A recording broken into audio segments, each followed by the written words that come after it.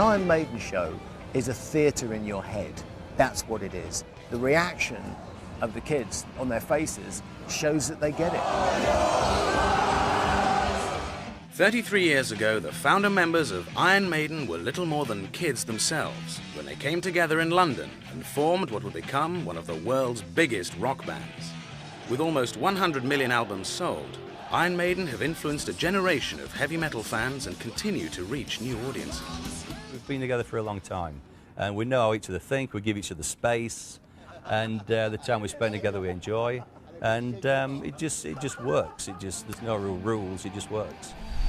Maiden's latest tour has landed in South America, where the metalheads are heading close to meltdown. These dates were selling out in advance, and quite frankly, we didn't expect this. And I felt like a guy selling stocks or something. I was like, sell, sell, sell. Our fans, you get the feeling they'd die for us, and I think some of them probably would. In the Colombian capital, Bogotá, fans have waited a lifetime for the band's first visit to their country. You are history tonight, my friends, all of you. You have to take an audience and you have to grab them and hold them in a place where they feel it's safe to go absolutely bonkers.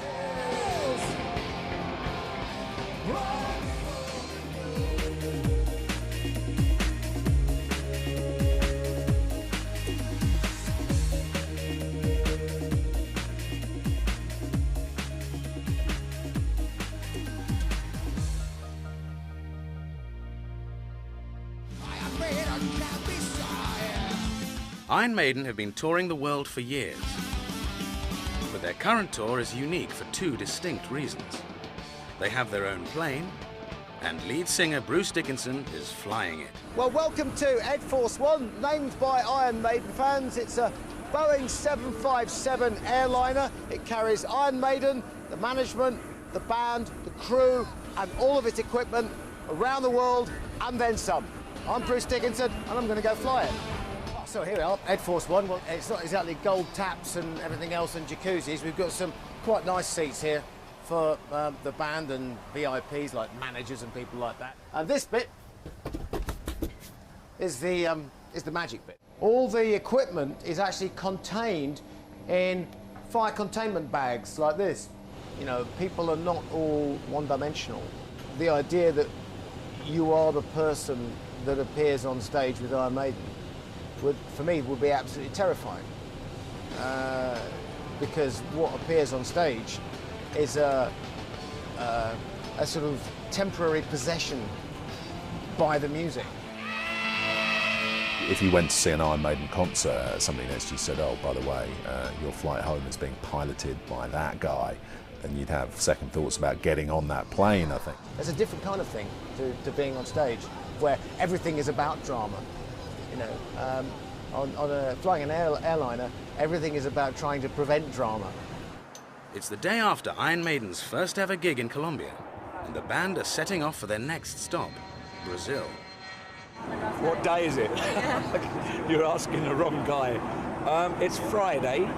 Yes, the day after our wonderful show in Bogotá last night. The audience, the reaction in Colombia was just incredible. I think one of the best ever. The shows, I've got to say, have been fantastic, but the travelling is hard. Well, if you've got your own 757, you can pretty well country hop and continent hop as you wish. Well, this is a fantastic way to travel, obviously. We've got a lot more leg room. It's not a luxurious thing. We're not sitting here in a lap of luxury. We're actually working. It means you get to more fans in different places than you ever could before. So we're very happy with it. The band kicked off their tour in Mumbai and have already been on the road for 28 days. OK, we started off in England. To there. Bombay. And then we went down to there. Eastern Australia. And then up to there. Blimey, we went up, I must have come this way. Other side of the world. So we've been everywhere, really. They're all shattered at the moment. You know, I mean, a lot of big shows in a very short time. I'm a Yorksman, I don't get tired. 6 hours pass, and the Maiden band and crew land in Brazil. In Sao Paulo, the fans gather in such great numbers that the band must be escorted out of the airport via the presidential exit. go. It's Saturday morning in Sao Paulo, and a precious day off for the band. And we can't get out of the hotel because there's a load of people around there. And I like to walk around, and we're in the middle of kind of a building site, and there's nowhere to go. Dave Murray? Dave! Most European countries, North America, you can walk around town, but here we're kind of pretty much stuck in a hotel. But that's life, you know, that's life. The fans may be determined, but Gers is even more so. He decides to sneak out the back for a walk. Is there anywhere to walk up here? We're out. Let's go. Look at this. I mean, you don't find that in England, do you? Incredible. Freedom is fleeting. Pretty soon, fans start to spot there is a Maiden member on the loose. I generally find if you walk towards them, they kind of run away. Oh, there he goes. He's running in front of them. Tres café con leche.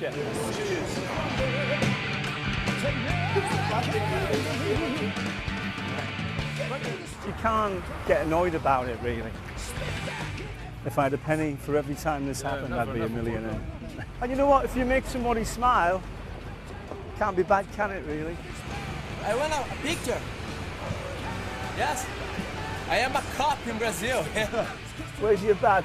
For a band with an obsessive following, there's an awkward relationship between dedication to the fans and a distinct lack of interest in the fame that comes with it. I think one of the things about Iron Maiden is they absolutely do not want fame. It's not me, it's not the rest of us really, either, you know. We don't want to be celebrities, we just want to be musicians. Back at the hotel, it's bassist Steve Harris's turn to battle his way out. It's standard procedure, really. You know, we come out of the hotel and there's loads of fans hanging about and they all want autographs and everything, but most of the places are not too bad. Harris has flown his home team out to Brazil to play against a local team. I don't know who we're playing or what kind of standard it's going to be. Sing it!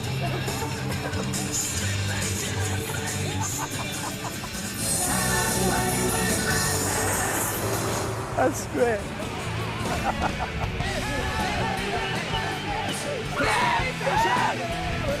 Man, it's Iron Maiden.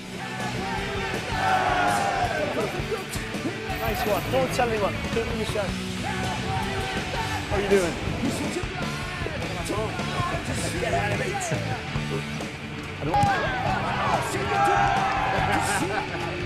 We're winning. 1-0. We've been out for our little stroll. In part 2, it's showtime, but rain puts a dampener on the mood backstage.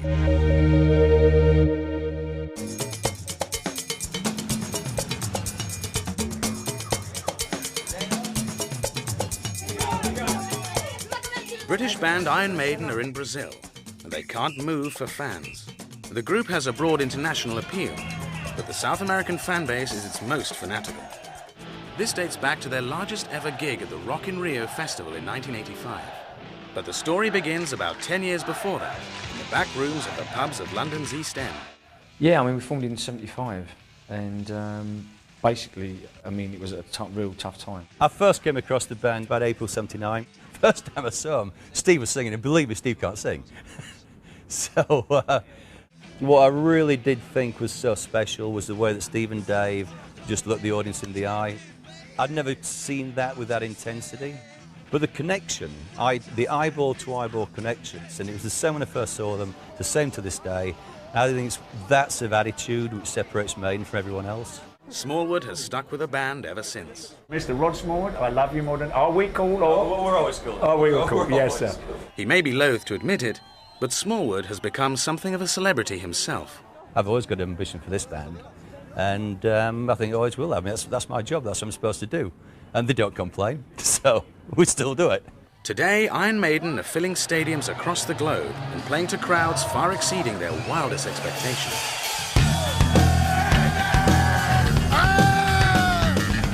Today in Sao Paulo, the streets are lined with fans, queuing for a spot at the front of the 50,000-strong stadium.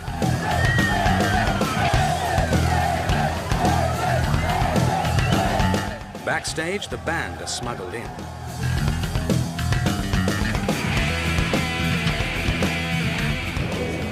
War wound, boys and girls. Maiden! Maiden Brazil! Meanwhile, the stadium fills with excited fans. It's going to be a little crowded backstage. Stage left here, we have Yannick's rig, Steve Harris's world. If you watch your step in here, this is Nico's drum world. Step into my boudoir. Welcome to my domain. This is where I love to live. This is where I do live. Eat, breathe. They can see us.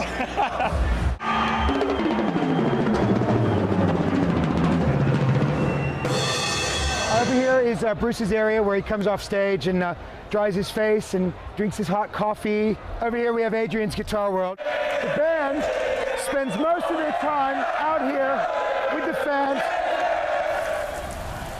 With just minutes to go until showtime, trouble comes. Rain. It's just started to sprinkle. You have 7 minutes from now. Word of rain travels fast. The sudden shower spreads concern backstage. It looks like it's going to stop, then just wait 5-10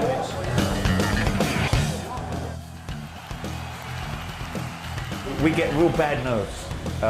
We still do. I think the day you lose your nerve and you go out, you know, it's time to hang it up. You're doing it for the wrong reason.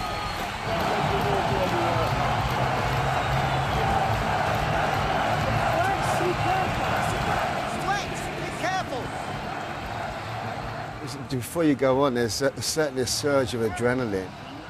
All the little worries you have, you know, God, you know, I'm going to fall over and my guitar's going to not work. I don't know, stupid things. You know, your heart's beating fast and you feel the blood circulating.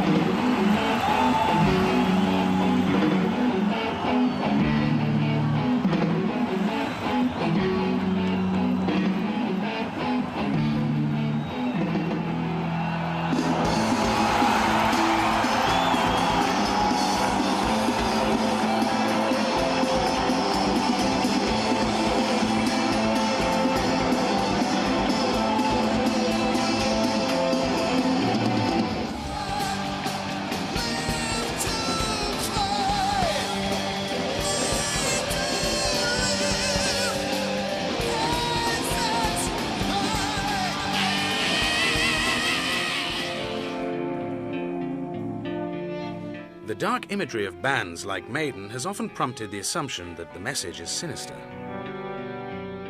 Heavy metal bands are often accused of, you know, encouraging aggression and violence, but to be honest, there's very little to suggest any of that is really true. Then down and falls, comes down.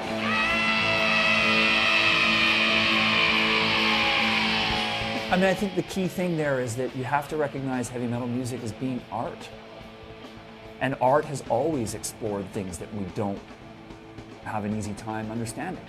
But it's done with a view towards storytelling and drama and a bit of dressing up going on, you know.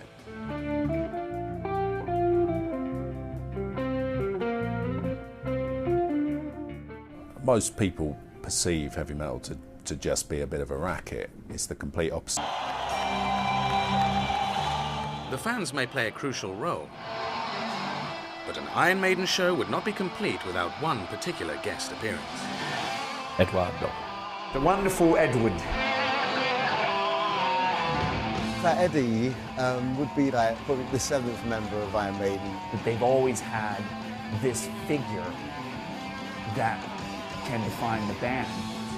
And the band can be regular guys. Eddie is everything we don't want to be. He's the most outrageous and biggest rock star there's ever been. And it's great because it means that we don't have to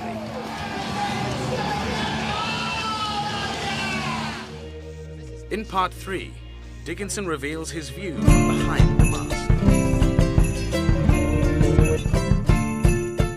It's the day after a major gig for rock band Iron Maiden, and there's no time to rest. Straight back on the plane, and to their next stop, Curitiba. As usual, fans find the band at every point of the journey, right to the tarmac. Even the airport staff want a piece of the action. Take-off slot? Yeah. Flight time is very 35 minutes. News quickly spreads that the band are in town, and the fan chase resumes. I have to say, a bit knackered today because I didn't get a huge amount of sleep last night because there's 3,000 punters outside the window playing loud Iron Maiden music, which is kind of ironic. This is bonkers. It's certainly one of the more innovative sites that I've ever seen for a venue. There's a lake which just leads me to go 25,000 Iron Maiden punters and a lake. Oh my God! What I'm looking for is basic sort of stuff for me, just to make sure I don't fall off.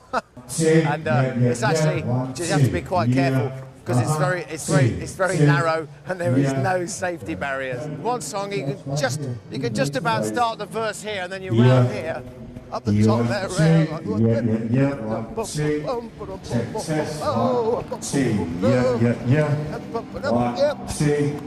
They are. When you're out here and sort of adrenaline surge takes over, a degree of fearlessness takes over.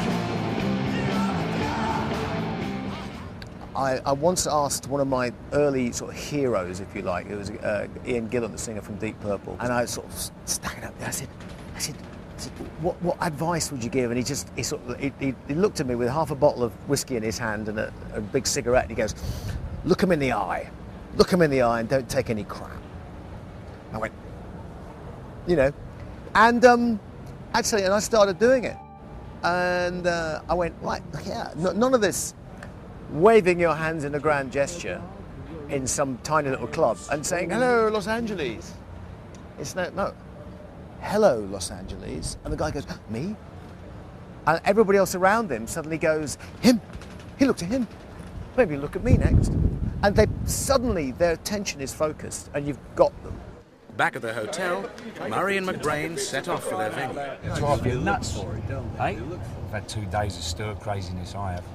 And him. At least I got out for dinner last night. That's true, yeah. It's full of a 6-year-old. When you just want some downtime, it's very difficult, you know. Hello. Actually, I think a lot of people tend to think there's crazy and mad parties going on, but it tends to be kind of quite relaxed and calm, you know. So everyone's gathering their energy for the show that's going to be happening in a couple of hours, you know. Before the gigs, very little preparation takes place. Of the 6 band members, just 2 warm up. McBrain. So you come into my parlour, did you? And Smith. Start getting a little bit nervous about an hour before the show. You've got to try and keep your energy, you know. It's all right, Jeff. And so, after 33 years on the road and more than 2,000 gigs, once again for Iron Maiden, it's showtime.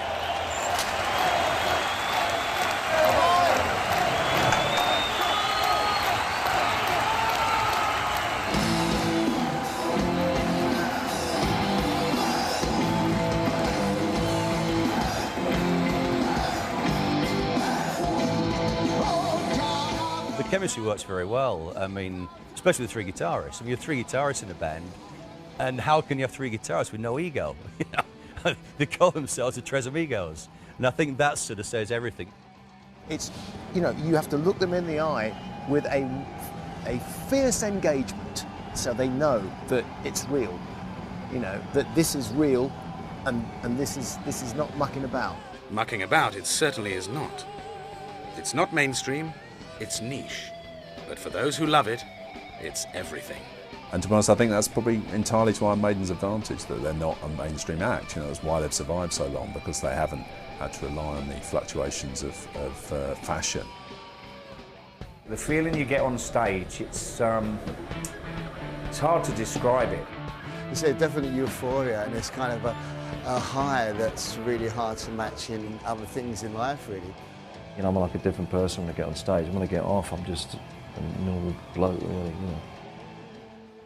I sometimes wonder who it is up there, because it doesn't feel like me. I'm pretty shy. I think, you know, there's been like that, so that's me. But on stage, that's me as well. It's not like it's an act or anything. But the truth is, the story with Iron Maiden is on the stage, and that's the way the audience want it, and actually that's the way we like it.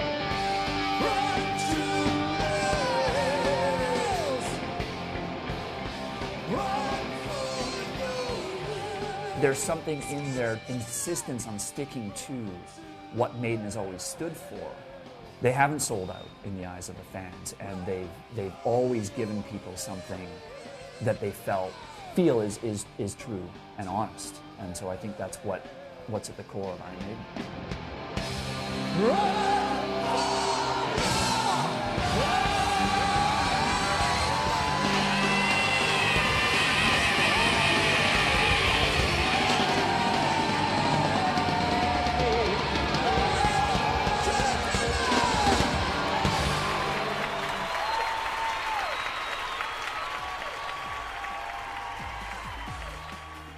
For more on Iron Maiden, and to find out who's next on Revealed, go to our website.